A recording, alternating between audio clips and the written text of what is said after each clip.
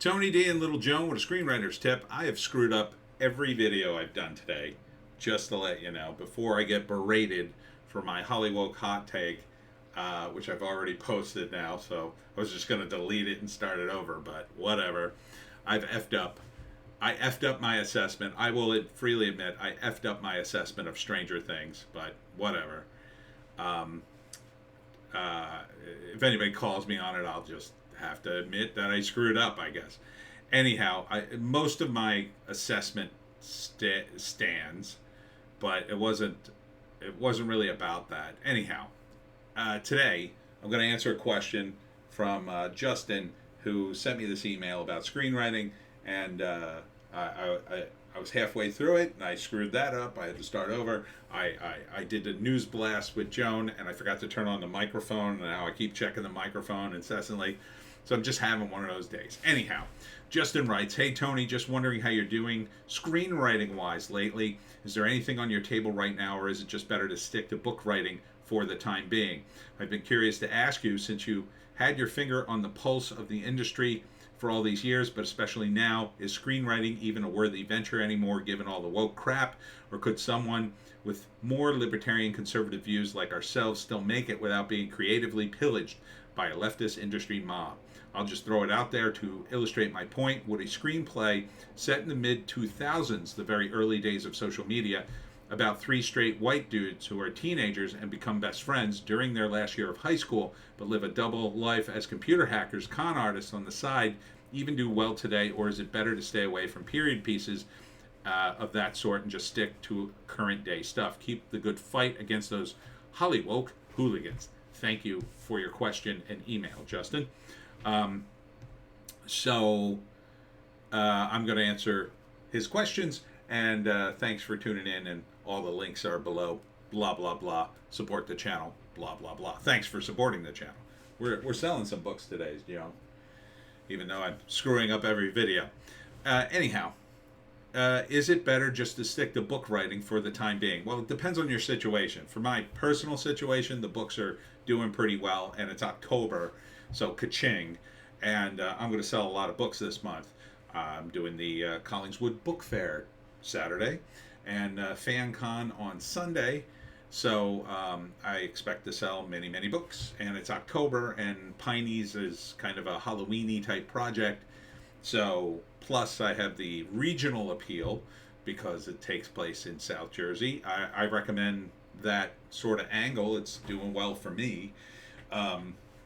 Doing a regional thing and pushing it hard because my marketing budget is a one-man operation, so that seems to do well. I can maximize my exposure just in South Jersey. I can drive to all of South Jersey, and I'm getting to the point where I'm being known here as being that guy, the Pineys guy. So that's working well for me. Screenwriting wise, this year I did 10 episodes of Roommates, which we're up to season 5, but I think the videos are only up to season 2, if I'm not mistaken.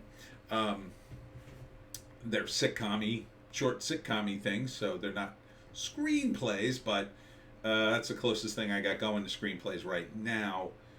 Had a offer yesterday from some guy, but wasn't a serious offer because he didn't offer any money. He offered a percentage, and F that. For me, I take whatever pays. And if you're a freelancer, you know what that means. You have to go where the money is. So if you get a screenplay gig, great. It's usually kind of lucrative, even if it's a small deal. If you don't, you got to do other stuff. So, if you have the problem of having too much work, and it's a good problem to have, well, what should you pick?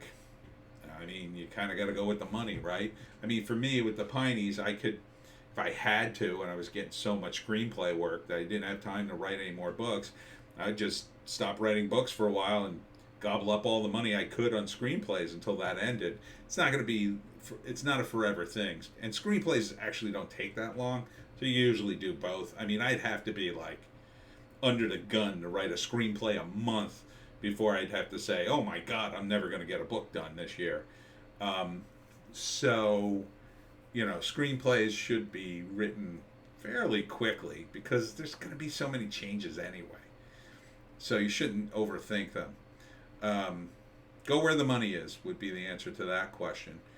So, given the leftist mob and worrying about whether or not they'll pillage your work, they don't have to be leftists to pillage your work. Hate to tell you. Hollywood's been pillaging people's work forever. And conservatives are just as likely to do it. Anyone's just as likely to do it because they're paying for it. So, you get on a movie, if they're going to make your screenplay, my advice is take the money up front and run, because odds are they're going to change a bunch of things. The director has an opinion, and the actors, and the producer. Now, it depends on how much actual power you have. If you're a name guy, you have some power. If it says in your contract that you have power over certain things, then you have power. If the director and producer champion you for whatever reason. Like, I was working on a movie that it hasn't been made yet, but they were really great guys. And, there was a producer, the director, and me. And we had great conversations, and we were all on the same page in terms of what changes we might make and tweaks here and there. So it wasn't like an adversarial relationship at all, and they all seemed good with it. And the director seemed like the kind of guy who would take the screenplay and follow it, as opposed to other directors. They don't do it that way. Well, we have a screenplay, but we're not really married to any. Well, let's let you improv. I mean, those guys, they can be really good, but it could all go off the rails under that situation. So you don't know who's going to pillage your screenplay. You can't really worry about that. Will there be changes? Almost certainly, right? Because you don't know who they're going to cast. You don't know who they're going to cast. So if someone comes to you and says, listen, we love your screenplay about the early 2000s, we want to make it about three friends, coming of age movie, it's perfect, but we're going to cast a black kid and a Latino kid and a Chinese kid. We'll give you $100,000. Are you going to say no to that? I don't think you will. I mean, it depends on if they're going to. The changes could just be to get the movie made, right? It could just be to get the damn movie made, and you need to get the thing greenlit. It could change back, right? They've recast Red Sonja. They've race swapped her, and then there was backlash from it, and they swapped her back. Now they got a different actress. But as a screenwriter, you're at the mercy of the people with money, unless you raise the money, and then you can tell everybody to go F themselves. It's all about the money. At the end of the day, this is all about money. So, if you have the power, or you have the money, or both, yeah, you can have exactly who you want to be in this movie. If you don't, you want the money or not? Do you want to sell your screenplay? If you don't want to sell it, say, no, I won't sell you my screenplay if you make these changes. You'd have to ask for it in a contract. You'd have to say, if you're going to buy this contract, you have to cast this movie exactly how I want it cast. It has to be done this way, or I'm out. They're not going to buy your screenplay if you do that. That's not usually the way it works. Screenwriters usually don't make those demands, and the ones that do, goodbye, we'll find another script. It's just the nature of the industry. The movie industry is about making product. Screenwriters are about facilitating that product. I know, it sounds terrible, but that's the reality of it. You don't have a lot of leverage as a screenwriter. But if you're a screenwriter producer and you have, if the budget of this thing is $2 million, let's say, and you bring in an investor who's guaranteeing you $500,000, well, first off, you're a producer. You get a say. You get a big say. You brought in 25% of the budget. That ain't small potatoes. So that would be my advice. If you want this movie to be made the way you want it, well, you're going to have to deal with your business partners. And they may not agree with you. and you might have three other business partners, and they might outvote you, right? So then you might have to raise all the money, or you might have to shoot the thing for $500,000. It's a lot of factors, and it all comes back to money. So, are there people who are leftist idiots who want to change things for the woke ways? Yeah, but why do they want to change them? Because they believe that's what sells, 9 times out of 10. Yeah, some of them are woke ideologues and change stuff for the sake of changing stuff. But mostly, right now in LA, the trends, they follow the trends. The trend is, oh yeah, you got to race swap we got to have people in color in this thing. You've got to be a trans person in it. It's got to be a trans person. Where's your trans people? It's got to reflect the modern day. But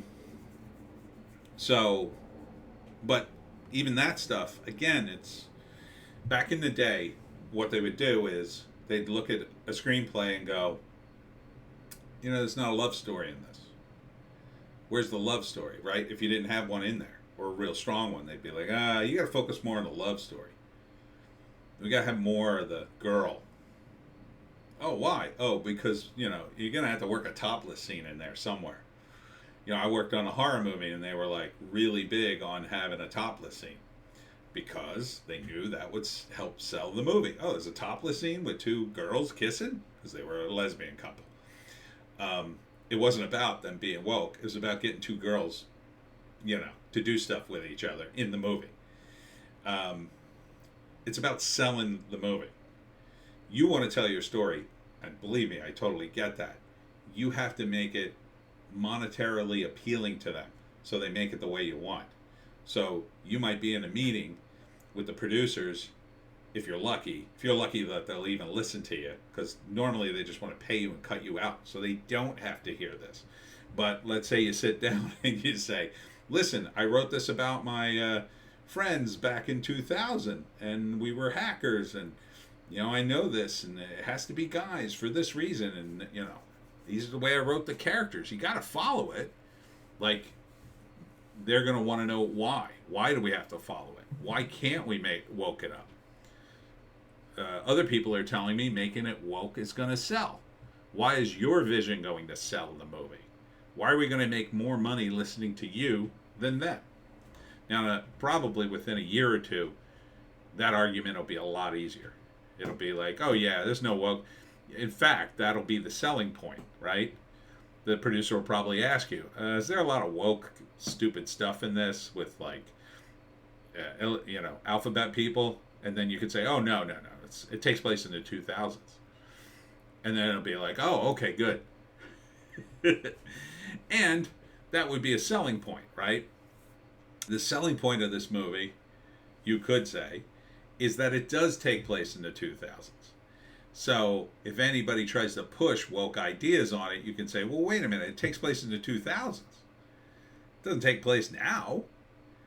So, yeah, there's some politically incorrect stuff in here, but that's the 2000s, baby.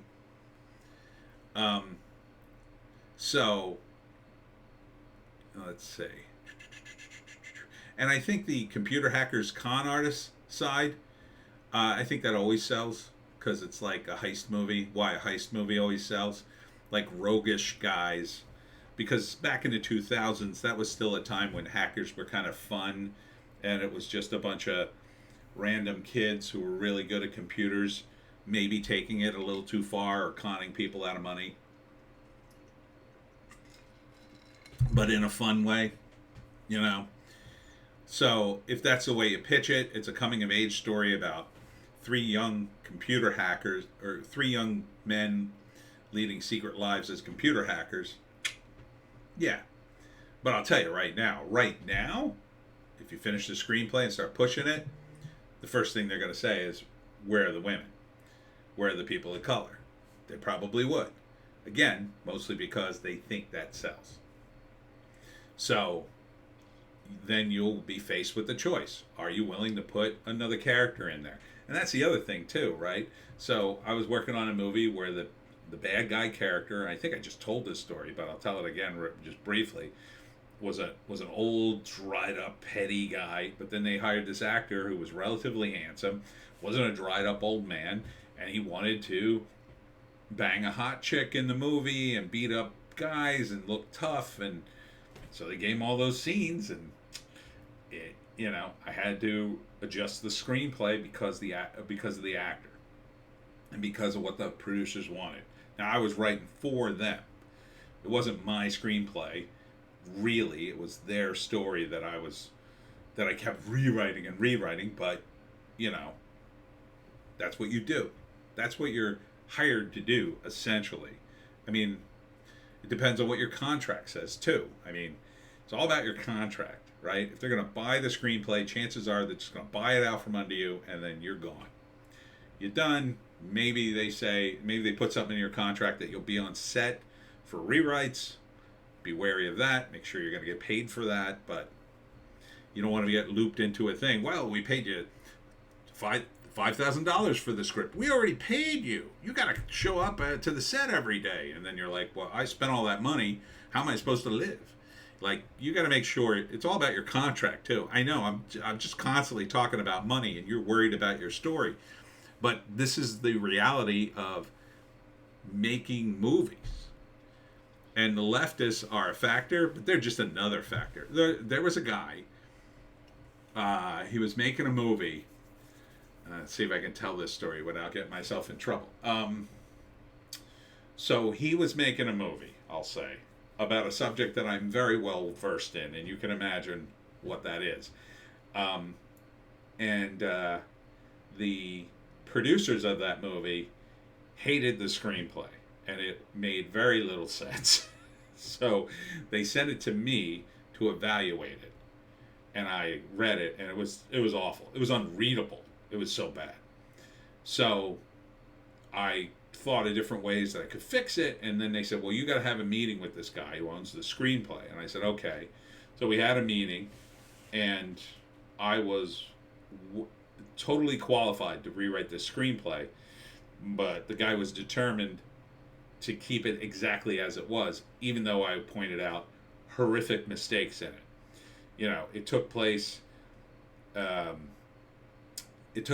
in a location in the country where certain things were illegal, but they had those in the script. And I pointed that out to him, and his response was, oh, nobody will care about that. And that's just not true, right? I wrote for a client who he insisted on having a scene that took place on a farm with cows and wheat. And I explained to him that part of the world didn't have cows and wheat. They just didn't have those animals and plants there. They were in a different part of the world. He was talking about essentially a deserty type Middle Eastern country. And I'm like, they don't have farms full of wheat there. They have dates and olive trees and stuff like that. And he said, same thing. Oh, nobody will care. Nobody will care. Just put it in there. No, people will care because people have been to the Middle East. People have been to this part of the country that I'm not telling you about. So, the real question is not will they pillage your script, but how much will you let them pillage before you finally say, you know what, keep your money? And will you have the power at all? Because a lot of times, they'll just buy your screenplay and they'll change a bunch of things. You won't even get a phone call. Right? So let's say you write this great period piece and they buy it from you and you make a bunch of money and you go your merry way and you think, oh, they're going to make this movie. Great. And then you get invited to the premiere and you see it and it's literally nothing like your movie. Nothing like your story. It's completely different. They change all the characters, they change the events, the dialogue's different. Are you going to care? You probably will care. And I can totally sympathize with that, but that's the reality of the movie making industry. They will change things. I mean, the smart ones won't if they feel they have a good screenplay.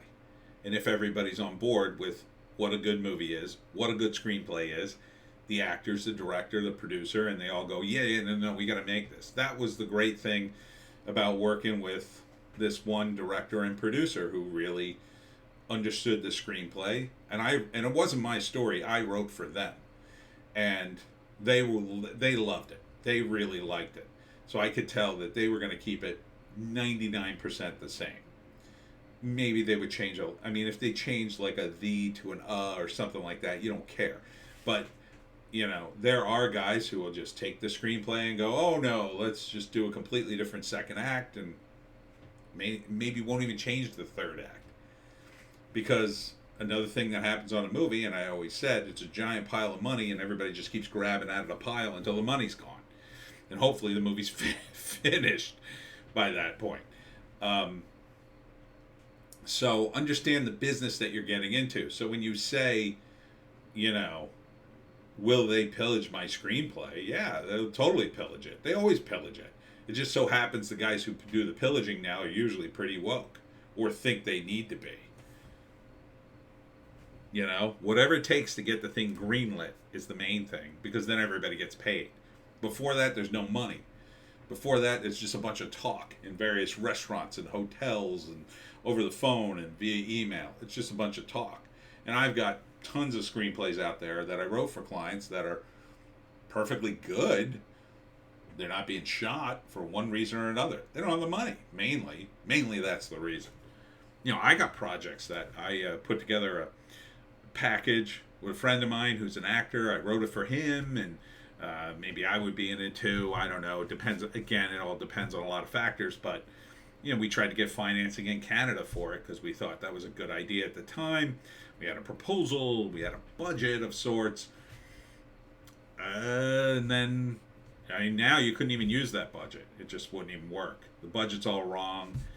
The people we picked that we thought we could cast in a movie, we'd never be able to get two of them now. So I wrote it for my friend. He ain't getting any younger.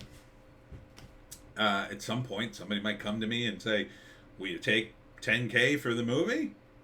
The screenplay? And I might go, yeah, sure. And give a portion to my friend and say, well, we got this money. At least that's something. But you never know with a screenplay. It's not a system where you make a screenplay and then that's written in stone, and that then people vie for it. I mean, if you're super, super lucky, that might happen. That happened in Hollywood a few times. A hot screenplay started going around the studios and people got into a bidding war and some guy got $2 million. A lot of those movies never even got made because so many movies just don't get made because they don't get greenlit. If you don't get greenlit, it doesn't matter. And to get greenlit, you have to appease the people with the money. And the people with the money, well, look at what they've greenlit. Are they greenlighting a lot of woke stuff? Hell yeah, they are, because that's the trend. They don't know anything else. As the great William Goldman once said, no one in Hollywood knows anything. Sorry.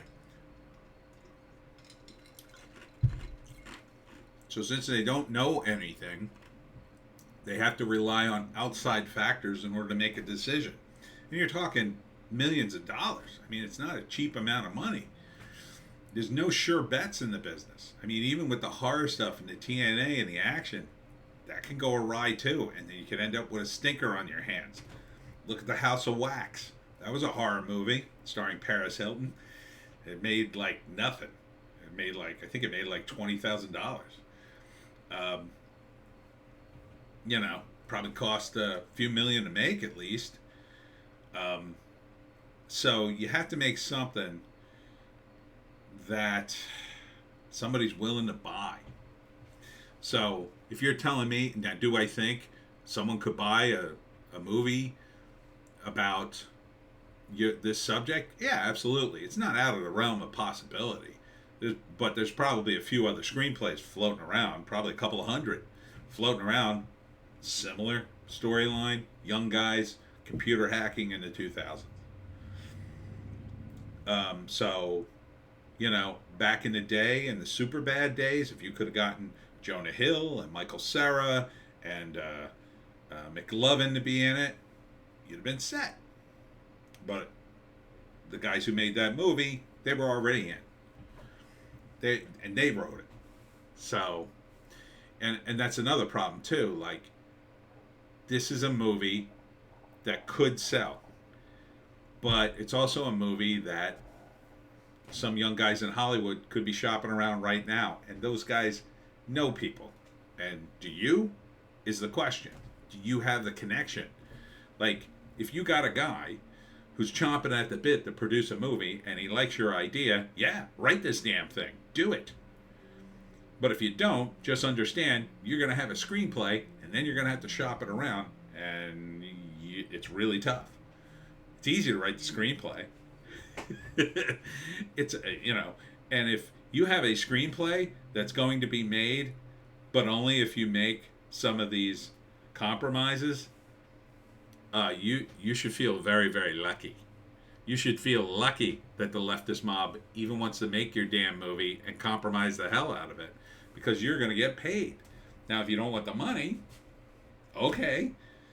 And if you're worried about it, I mean, if it's going to be a super libertarian thing, let's say, or super conservative thing, well, I would say take that over to the Daily Caller and the Daily Wire and those guys, and not the Daily Caller, I guess the Daily Wire, yeah.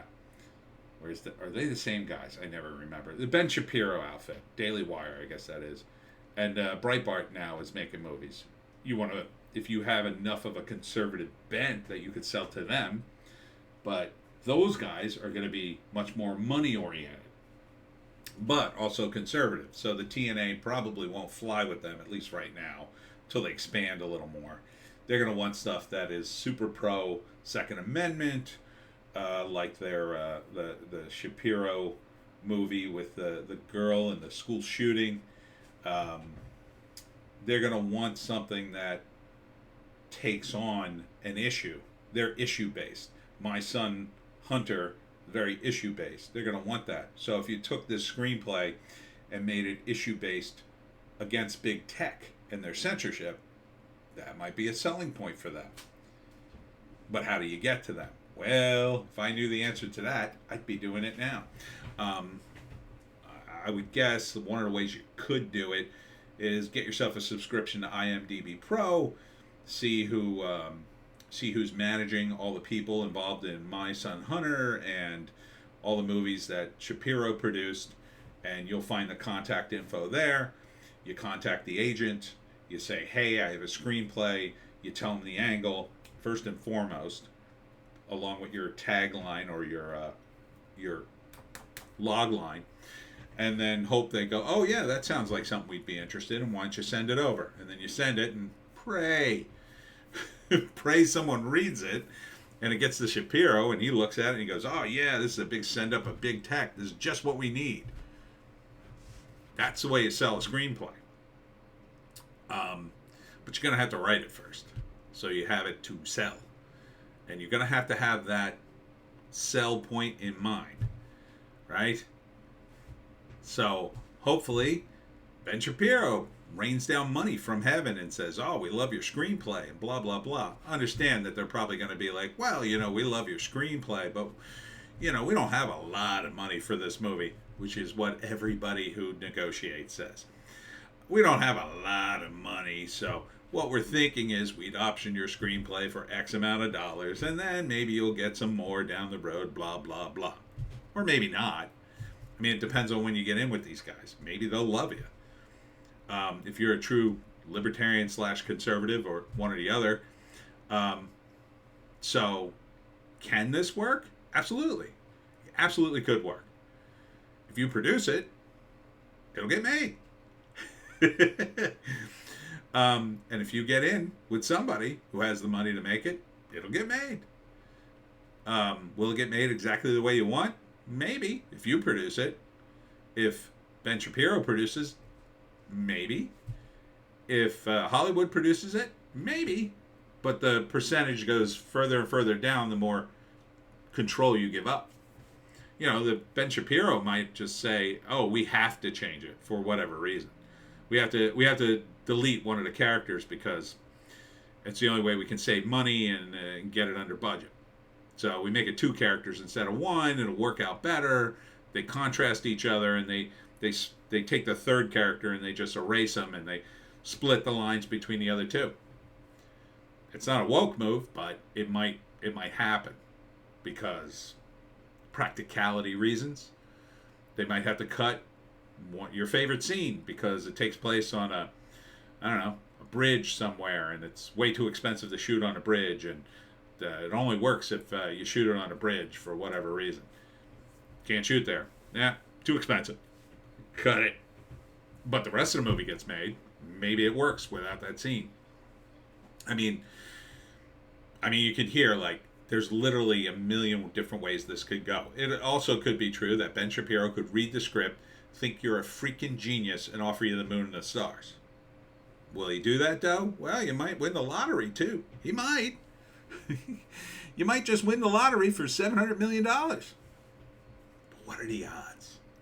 So I don't mean to be discouraging. I don't mean to say don't write your piece. You might even be better writing it as a book, because at least you could sell it as a book and then also sell it as a screenplay, in that you could shop it around to, say, Shapiro's outfit or the Breitbart outfit and say, here's my book. I think it would make a great movie for you guys for the same angle, for free speech and fighting big tech and all that kind of stuff. Yeah, write the book, and then you can at least sell copies of the book. And worst case scenario, if they change it all, at least your fans will go back and go, well, they changed it, but, the book's better. And then you're making money from both. And best case scenario, the movie's a hit, the book's a hit, and you're sitting pretty on a bed full with millions of dollars with many beautiful women. That line is from The Critic, I think, or the Simpsons episode with The Critic, and McBain said that. Anyhow, that's enough of my rambling. Thanks for tuning in. Sorry about all my screw-ups in my videos today. I'm having an off day. I'm going to make some dinner. Maybe I just need dinner. And hope this answered your question, Justin. And we'll see you in the next one.